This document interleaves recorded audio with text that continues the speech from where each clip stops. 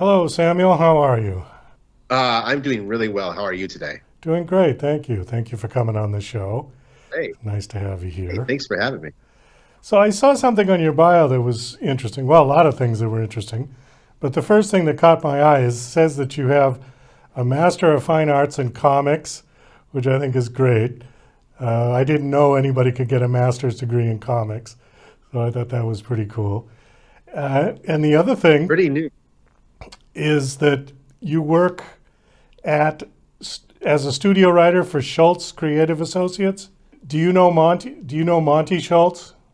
I don't know any of the family. I haven't actually met them yet, but I know of them because they come to some of the board meetings. Okay, because I had Monty on the show probably, Oh, oh, I don't know, a year ago maybe, and we had a nice chat. very cool. Yeah, had a nice chat about his father and what growing up as a Um, kid of Charles Schultz was like, and it was pretty good. I oh, enjoyed yeah. meeting him. It's really interesting, right? The whole entire phenomenon is fascinating. Oh yeah, yeah, and the fact that he just did that himself and he just drew that, without any computer help, all freehand. Yeah. All incredible cartoonist. His ability just to keep on to draw the way he did was, pretty unparalleled. So what do you do there? I mean, is Peanuts still active, or are you doing other things? So this is no longer active, but there are other materials that come out, whether they're graphic novels or there's animated shows, so I do a lot of content review, and I do write some original material as well for them. Oh, okay, so they're producing other things. Yes, yeah. There's a show with Apple TV. There's Camp Snoopy and the Snoopy Show, which have both been really, really great. How big of an organization is it? Well, our office, I think, is about 30 people, with the one in Santa Rosa, California, which is Charles M. Schulz Creative Associates. But then there's the larger company, which is Peanuts Worldwide, and I don't know how many employees work there, but it's bigger than ours for sure. All right. Well, you're here to promote your latest book called Unico. Is that right? That's right. Yeah, Unico Awakening. Okay, now Unico is the name of the unicorn. Is that correct? Correct. That's absolutely correct. Yes. Okay, I see all the paraphernalia back there. Is this the premiere book, or is there more in this series? This is the first book in the series. There's going to be multiple books that follow this one. Yeah, absolutely. This is just the beginning of the adventure. And this is anime or manga? Manga. It's so manga is the Japanese word for comics, and so an anime is the Japanese portmanteau for animation. And so we're working on a manga. I'm working with a Japanese artist team in out of Saitama, a really talented team of two women that named Gurihiru, and we work in tandem with Tezuka Productions, which is the namesake of the person who created the character to begin with in the 70s. Okay, so that's what I was going to ask you is the difference between manga and anime. So manga is just written, and anime Written. is a cartoon animated feature. That's correct. Absolutely. Though the two are often tied together because you'll have a manga that will be successful and then it will get adapted very faithfully as an anime. So the industry kind of works that way, in which popular manga next step is to be adapted to animation. Okay, so similarly to Marvel Comics that all got made into films. Similar, Yeah. yes, exactly. Except for these are, it's more. I think there's a higher volume of manga to anime adaptations than with Marvel, but yes, same kind of idea.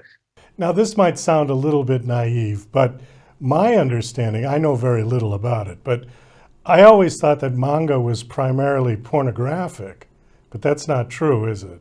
No, not primarily pornographic. There's the thing is that there's manga for everyone. There's manga of all kinds. If you want a story about sports, there's sports manga. If you want an adventure, there's adventure and action and battle. And then there's also nonfiction manga about cooking or wine or things like that. So it's just a medium for storytelling. So in that, you're going to have some stuff that's going to be, more in that category, but just like anything else, it spans a lot of material.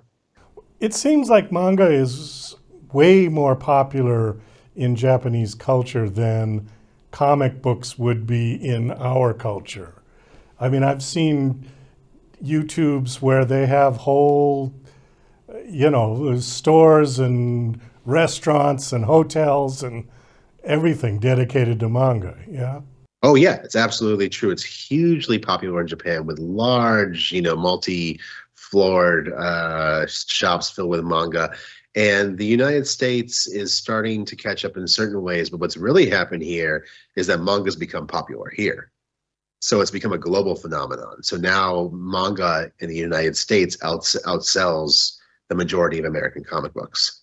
Well, that's interesting. How is it different than American comic books? It's a lot of it is the way the industry is structured, but there's also as far as the surface differences, it's usually black and white or grayscale, and it's read right to left. And the stories have a certain kind of approach, cultural approach, and storytelling approach that comes out of Japan. So the stories are a little different than the ones that we would receive here.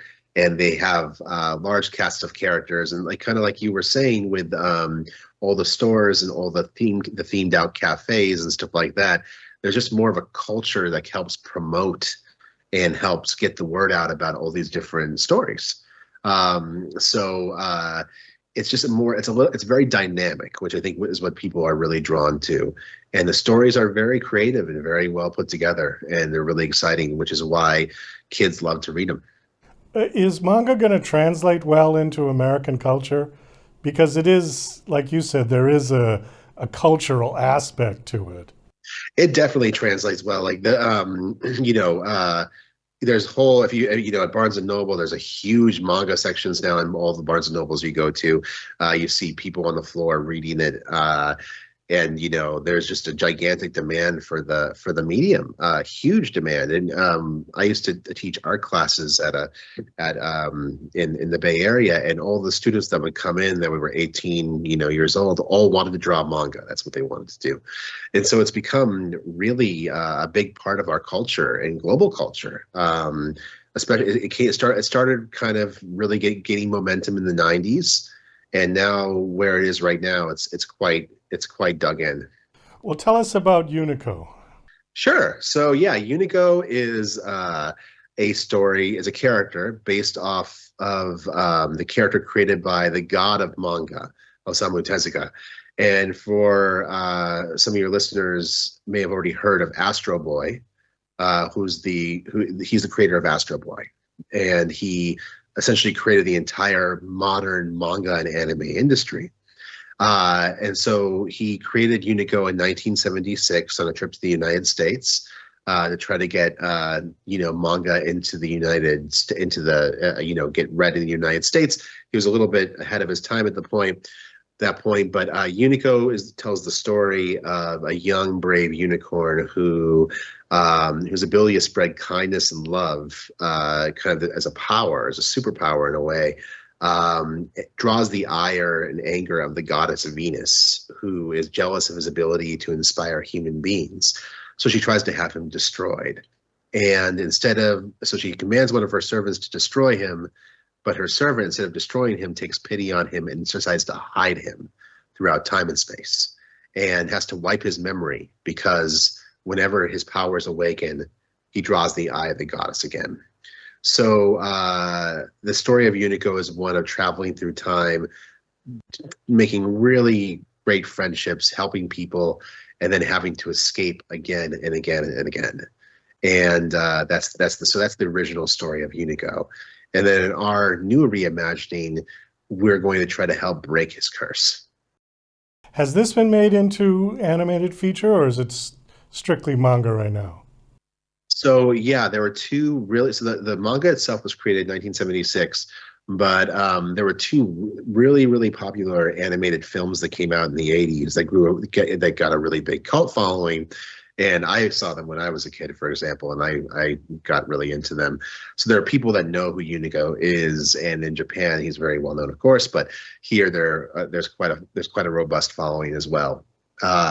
So people, when we decided to initially do a Kickstarter for the story, a lot of people really got into it. It was really cool to see.